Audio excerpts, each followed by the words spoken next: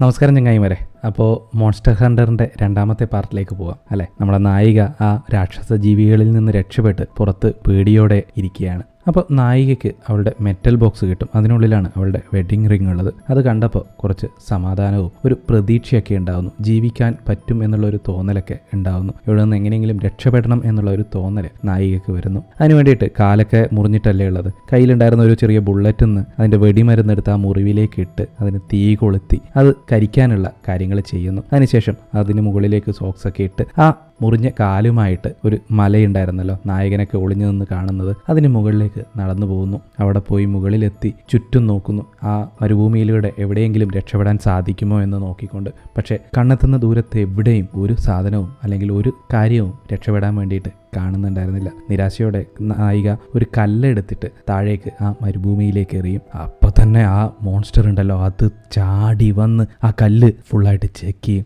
അപ്പോൾ നായികയ്ക്ക് മനസ്സിലാവും എന്തെങ്കിലും ഒരു ചെറിയ ശബ്ദം കേട്ടാൽ പോലും ആ മോൺസ്റ്റർ വന്ന് തങ്ങളെ ആക്രമിക്കുമെന്ന്. ഇതിനെ കടന്നു വേണം നായികയ്ക്ക് രക്ഷപ്പെട്ടു പോവാൻ. കുറച്ചു നേരം കഴിഞ്ഞപ്പോൾ ആ മോൺസ്റ്റർ പുഴിക്കടിയിലേക്ക് തന്നെ പോകുന്നു. അതിനുശേഷം നായിക എന്തെങ്കിലും ഭക്ഷണം കിട്ടുമോ, കുടിക്കാൻ വെള്ളം കിട്ടുമോ എന്ന് അന്വേഷിച്ച് അവിടെയൊക്കെ പരതി നടക്കുന്നു. ഹീറോയും ഹീറോയിനെ ഫോളോ ചെയ്തുകൊണ്ട് തന്നെ ഇരിക്കുകയാണ്. പക്ഷേ അത് ഹീറോയിനെ കാണുന്നില്ല, നമുക്ക് കാണാൻ പറ്റും. അങ്ങനെ ഒരു സ്ഥലത്ത് തകർന്നടിഞ്ഞ ഒരു കപ്പൽ കാണുന്നു. അതിനുള്ളിൽ നിന്ന് എന്തെങ്കിലും ഭക്ഷണമോ വെള്ളമോ കിട്ടുമോ എന്നറിയാൻ വേണ്ടിയിട്ട് നായിക അതിലേക്ക് പോകുന്നു. പക്ഷേ ഒന്നും കാണുന്നില്ല. ഒരു ചെറിയ ബക്കറ്റ് പോലെ എന്തോ കാണും. അതിലേക്ക് എത്തി നോക്കിയപ്പോൾ പക്ഷേ വെറും മണ്ണാണുള്ളത്, വെള്ളമില്ല. അവിടെ നിന്ന് ആ കപ്പലിൻ്റെ ബേസ്മെൻറ്റിലേക്ക് താഴേക്ക് ഇറങ്ങി പോകുമ്പോൾ ആരോ തന്നെ ഫോളോ ചെയ്ത് വരുന്നതായിട്ട് നായികക്ക് തോന്നും. അവൾ കയ്യിലുണ്ടായിരുന്ന ഒരു കത്തി എടുത്ത് പിടിക്കുമ്പോഴേക്കും നമ്മുടെ ഹീറോ പെട്ടെന്ന് പിന്നിലെ വന്ന് അവളുടെ കഴുത്തിൽ കത്തി വെച്ച് ഭീഷണിപ്പെടുത്തുന്നു. പക്ഷേ നായിക വിടുവോ? നായിക ഒരു പട്ടാളക്കാരിയല്ലേ. അവളും തിരിച്ച് നന്നായിട്ട് ഫൈറ്റ് ചെയ്യും. ഒരു അടിപൊളി ഫൈറ്റ്. രണ്ടുപേരും തമ്മിൽ ടഫ് ഫൈറ്റ്. ഒരാൾ അങ്ങോട്ടേക്ക് അടിക്കുന്നു, മറ്റേ ആൾ തിരിച്ചടിക്കുന്നു. അങ്ങനെ അടിപൊളി ഫൈറ്റ്. അങ്ങനെ അതിനിടയിൽ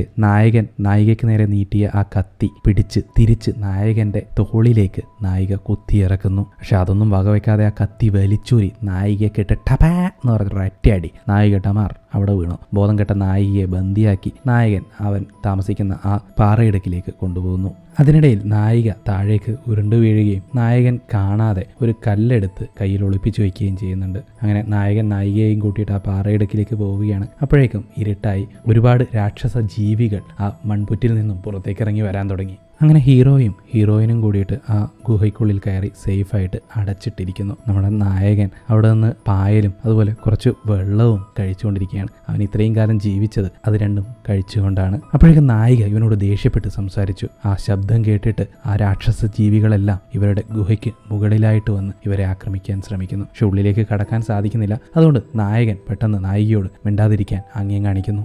അതിനുശേഷം അവൻ ആ പായൽ പറിച്ചിട്ട് അത് തന്നെ അരച്ച് മരുന്നായിട്ട് അവൻ്റെ മുറിവിലേക്ക് തേച്ച് പിടിപ്പിക്കുന്നു. അപ്പോൾ നായിക ഉറങ്ങുന്നത് പോലെ അഭിനയിച്ച് അവനെ തന്നെ നോക്കിക്കൊണ്ടിരിക്കുകയാണ്. അവൻ തിരിഞ്ഞു നോക്കുമ്പോൾ നായിക കിടന്നുറങ്ങുകയാണ്. അതിനുശേഷം അവൻ എന്ത് ചെയ്തു എന്ന് പറഞ്ഞു കഴിഞ്ഞാൽ ഒരു ചെറിയ പാവയും ഒരു വലിയ പാവയും വെച്ചിട്ട് എന്തോ പൂജ ചെയ്യുകയാണ്. അതൊക്കെ നായിക നോക്കിക്കൊണ്ടിരിക്കുന്നുണ്ട്. പിറ്റേ ദിവസം രാവിലെയായി.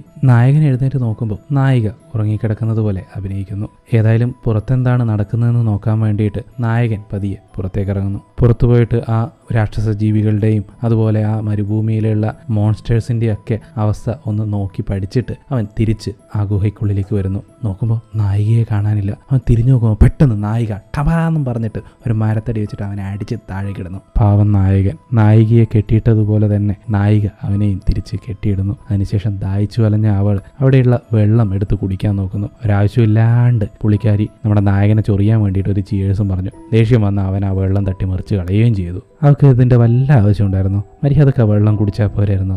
ദേഷ്യം വന്ന ഹീറോയിൻ എന്ത് ചെയ്തു എന്നറിയോ? നമ്മുടെ ഹീറോ ഒരു പൂജ ചെയ്തുകൊണ്ടിരിക്കുന്നുണ്ടായിരുന്നില്ലേ, ആ പ്രതിമ അടിച്ച് തകർക്കുന്നു. ദേഷ്യം വന്ന ഹീറോ അവൻ്റെ കെട്ട് തിരിഞ്ഞ് മുന്നിലേക്കെടുത്ത് ഹീറോയിനിട്ട് പൊട്ടിക്കുന്നു. രണ്ടുപേരും അങ്ങോട്ടും ഇങ്ങോട്ടും മാരകമായ അടി. അതിനിടയിൽ രണ്ടുപേരും താഴേക്ക് വീണ് അവിടുന്ന് ഉരുണ്ട് ആ പാറക്കെട്ടിൽ നിന്ന് താഴേക്ക് പോകുന്നു. എവിടത്തേക്കാണ് പോകുന്നതെന്നറിയോ? ആ രാക്ഷസ ജീവികളുള്ള പാറക്കെട്ടിലുകൾക്കടുത്തേക്ക്. അങ്ങനെ അതിനിടയിൽ ഈ നായകൻ നേരെ ഉരുണ്ട് ആ പാറക്കെട്ടിനുള്ളിലേക്ക്, അതായത് രാക്ഷസ ജീവിയുള്ള ഇതിൻ്റെ ഉള്ളിലേക്ക് അങ്ങ് വീണ് പോകുന്നു. പക്ഷെ പെട്ടെന്ന് നായിക അവൻ്റെ കൈ പിടിച്ച് അവനെ പുറത്തേക്ക് എത്തിച്ച് രക്ഷപ്പെടുത്തുന്നു. അതിനുശേഷം നായകൻ്റെ വിശ്വാസം പിടിച്ചു പറ്റുന്നതിന് വേണ്ടിയിട്ട് അവൻ്റെ കയ്യിൽ കെട്ടിയിട്ടുണ്ടായിരുന്ന കയറ് അഴിച്ചുവിടുന്നു. പക്ഷെ എന്നാലും നായകന് അത്രമാത്രം ഇങ്ങനെ വിശ്വാസം വന്നില്ല നായികയെ. അവനൊരു ചെറിയ സംശയത്തോടു കൂടെ തന്നെയാണ് ഇപ്പോഴും നായികയ്ക്ക് മുന്നിൽ നിൽക്കുന്നത്. അതിനുശേഷം നായിക എന്ത് ചെയ്യുന്നു വെച്ച് കഴിഞ്ഞാൽ അവളുടെ കയ്യിൽ ഒരു ചോക്ലേറ്റ് ഉണ്ടായിരുന്നു, അത് പുള്ളിക്കാരനെ എടുത്ത് കൊടുക്കും. പുള്ളിക്കാരൻ അതെടുത്ത് മണപ്പിച്ച് നോക്കിയിട്ട് തിന്ന് സാധനം എന്നും പറഞ്ഞിട്ട് തിരിച്ച് നായികക്ക് കൊടുക്കും. നായിക അത് തിന്ന് കാണിച്ചു കൊടുക്കും. 2 ലോകമല്ലേ, അപ്പോൾ ഒരുപക്ഷെ ഇവിടെ ചോക്ലേറ്റ് ഉണ്ടാവില്ല നമ്മുടെ നായകൻ്റെ സ്ഥലത്ത്. അപ്പോൾ നായിക കഴിക്കുന്നത് കണ്ടതിന് ശേഷം നായകനും അതെടുത്ത് കഴിക്കുന്നു. അപ്പോഴത്തേക്ക് പുള്ളിക്ക് ഭയങ്കര ഇഷ്ടമായി. പുള്ളിക്കാരൻ വീണ്ടും ചോദിച്ചു, പക്ഷേ നായികയുടെ കയ്യിൽ വേറെ ഇല്ല. അങ്ങനെ അത് വേറെ ഇല്ല എന്നൊക്കെ ആംഗ്യ ഭാഷയിൽ കാണിച്ചു കൊടുക്കുകയാണ്. രണ്ടുപേരുടെയും ലാംഗ്വേജ് ഒരുപാട് മാറ്റമുണ്ട്. അതുകൊണ്ട് തന്നെ രണ്ടുപേർക്കും പരസ്പരം മനസ്സിലാകുന്നില്ല എന്താ പറയുന്നത് എന്നുള്ളത്. പിന്നെ സൈൻ ലാംഗ്വേജ് വഴിയാണ് രണ്ടുപേരും അങ്ങോട്ടും ഇങ്ങോട്ടും സംസാരിക്കുന്നത്. അതിനുശേഷം നായകൻ കയ്യിലുണ്ടായിരുന്ന കുറച്ച് വെള്ളം എടുത്ത് നായിക കൊടുക്കുന്നു. നായിക പെട്ടെന്ന് എന്തോ കിട്ടിയ പോലെ, എന്താ പറയുക, അത്ര നായിച്ചിരിക്കുകയായിരുന്നു പാവം. അവൾ ആ വെള്ളം കുടിച്ച് നായകന് നന്ദിയും പറയുന്നു. അങ്ങനെ രണ്ടുപേരും ചേർന്നിട്ട് ആ മലമുകളിലേക്ക് ചെന്നിട്ട് ആ കൊടുങ്കാറ്റുള്ള ഭാഗം ശ്രദ്ധിക്കുന്നു. അത് കടന്നു പോയാൽ മാത്രമേ രണ്ടുപേർക്കും തങ്ങളുടേതായ ലോകത്തേക്ക് എത്താൻ സാധിക്കുകയുള്ളൂ. പക്ഷെ അത് കടന്നു പോകണമെങ്കിൽ ആ മോൺസ്റ്ററിനെ കടന്നു വേണം പോവാൻ. ആ മോൺസ്റ്റർ ഇപ്പോഴും അങ്ങോട്ടും ഇങ്ങോട്ടും തേരാപ്പാര നടന്നുകൊണ്ടിരിക്കുന്നുണ്ട്. എന്തെങ്കിലും ഇരയെ കിട്ടുമെന്ന് നോക്കിക്കൊണ്ടായിരിക്കാം ഒരു പക്ഷേ. ആ മോൺസ്റ്ററിനൊരു പേരുണ്ട്, ഡയോബ്ലസ്. ഇതുപോലെ ഈ മോൺസ്റ്റർ ഹണ്ടർ എന്ന് പറയുന്ന സിനിമയിൽ വരുന്ന ഓരോ മോൺസ്റ്ററിനും ഓരോ പേരുണ്ട്. അതൊന്നും ഞാൻ പറയാത്തത് കൺഫ്യൂഷൻ ആകണ്ട എന്ന് കരുതിയിട്ടാണ്. അങ്ങനെ നായിക പറയുന്നു, നമുക്ക് ആ മോൺസ്റ്ററിനെ കൊല്ലണം, അതിനുശേഷം മാത്രമേ നമുക്ക് ഇവിടെ നിന്നും രക്ഷപ്പെടാൻ സാധിക്കുകയുള്ളൂ എന്ന്. അപ്പോൾ നായകൻ എന്ത് ചെയ്യുന്നു വെച്ച് കഴിഞ്ഞാൽ, ഇവർ സംസാരിക്കുന്ന സൈൻ ലാംഗ്വേജിലാണ്. അവിടെ നിന്ന് നേരെ നായികയും കൂട്ടിയിട്ട് ആ വലിയ രാക്ഷസ ജീവികളുള്ള മൺപുറ്റുകളില്ലേ അതിന് മുന്നിൽ കൊണ്ടുപോയിട്ട് എന്തൊക്കെയോ ആംഗ്യം കാണിക്കുന്നു. നായികക്ക് ഒന്നും മനസ്സിലാകുന്നില്ല. അവൻ പറയുന്നത് എന്താണെന്ന് വെച്ച് കഴിഞ്ഞാൽ, ഇതിൻ്റെ ഉള്ളിൽ നിന്ന് മാത്രമേ നമുക്ക് അതിനെ, അതായത് വലിയ മോൺസ്റ്ററിനെ കൊല്ലാനുള്ള മാർഗം കിട്ടുകയുള്ളൂ എന്നാണ്. പക്ഷെ നായികക്കാണെങ്കിൽ ഇതിൻ്റെ ഉള്ളിൽ പോയിട്ടോ, ഇതിൻ്റെ ഉള്ളിൽ നിന്ന് എങ്ങനെ കിട്ടാൻ, ഇതിൻ്റെ ഉള്ളിൽ ആ വലിയ രാക്ഷസ ജീവിയല്ലേ എന്നുള്ള സംശയമുണ്ട്.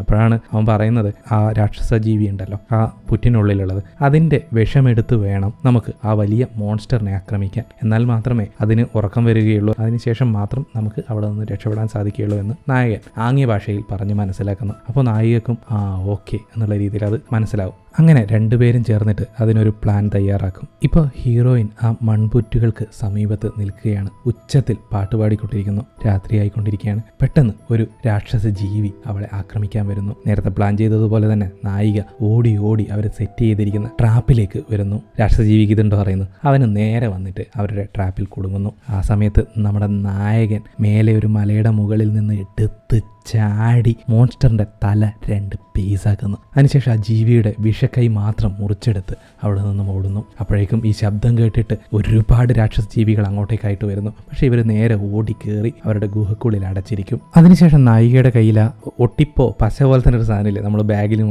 ഇതിനും ചെരുപ്പിനും ഒക്കെയുള്ള സാധനം, അതുപോലെയുള്ള സാധനം പറിച്ചിട്ടും ഒട്ടിച്ചിട്ടും നമ്മുടെ നായകൻ ഇങ്ങനെ കളിച്ചുകൊണ്ടിരിക്കുകയാണ് കുഞ്ഞിക്കുട്ടികളെ പോലെ. പക്ഷെ ആ ശബ്ദം കേട്ടിട്ടും മോൺസ്റ്റേഴ്സ് എല്ലാം അങ്ങോട്ടേക്ക് ചാടിക്കേറി വന്നു. ഇവരുടെ ഗുഹ ആക്രമിക്കാൻ ശ്രമിക്കുന്നു. പക്ഷെ ഗുഹ നല്ല സ്ട്രോങ് ആണ്, അതുകൊണ്ട് ഇവർക്കൊന്നും പറ്റുന്നില്ല.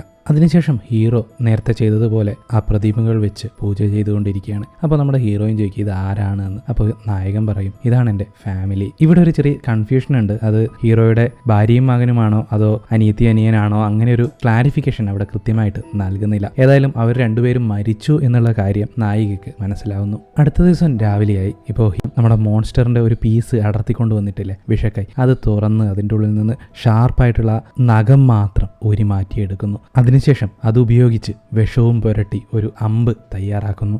നായിക അതേസമയം കയ്യിലൊരു പ്രത്യേകതരം ഗിയർ തയ്യാറാക്കി വയ്ക്കുന്നു, ഒരു മെറ്റൽ ഉപയോഗിച്ചുകൊണ്ടുള്ള ഒരു ഉപകരണം. ശേഷം അവിടെ തകർന്നു കിടക്കുന്ന നമ്മുടെ കപ്പലുണ്ടല്ലോ, ആ കപ്പലിലേക്ക് പോയിട്ട് അവർക്ക് ആവശ്യമുള്ള എല്ലാ സാധനങ്ങളും എടുത്ത് തയ്യാറാവുകയാണ്. അപ്പോൾ നായിക വന്നിട്ട് പറയും നമുക്ക് ഇത് മാത്രമൊന്നും പോരാ, നമുക്ക് തോക്കുകളും മറ്റുമൊക്കെ വേണം, എന്നാലേ ആ മോൺസ്റ്ററിനെ കൊല്ലാൻ സാധിക്കുകയുള്ളൂ എന്ന്. അപ്പോൾ ഹീറോ അവളെയും കൂട്ടിയിട്ട് മറ്റൊരു സ്ഥലത്തേക്ക് പോകും. അവിടെ ഒരു പെട്ടി തുറന്ന് നോക്കുമ്പോൾ ഇവർ ഉപയോഗിച്ചുകൊണ്ടിരുന്ന പഴയ വാളുകളും കാര്യങ്ങളും ഒക്കെ അതിൻ്റെ അകത്തുണ്ട്. മോൺസ്റ്ററിനെ കൊല്ലാൻ വേണ്ടിയിട്ട് തോക്കുകളേക്കാൾ കൂടുതൽ ഇതാണ് ആവശ്യമെന്ന് ഹീറോ നായികയെ പറഞ്ഞ് ബോധിപ്പിക്കുന്നു. പക്ഷെ നായികയ്ക്ക് ഈ സാധനങ്ങൾ ഉപയോഗിക്കാൻ വല്ല പിടുത്തമുണ്ടോ?